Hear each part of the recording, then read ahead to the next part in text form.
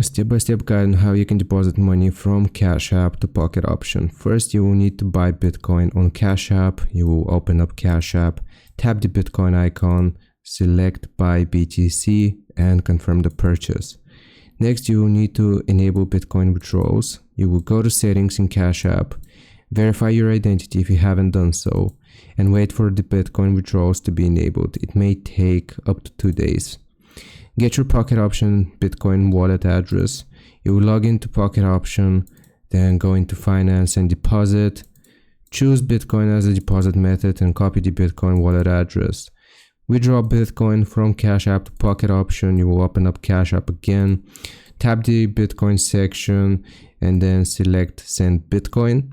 You will then paste the Pocket Option Bitcoin address, enter the amount, and just confirm and send. Wait for confirmation. The Bitcoin network processing can take 10 to 60 minutes. You'll get a confirmation in Pocket Option once it arrives. Hope this helps. Leave a like and sub. I'll see you next time.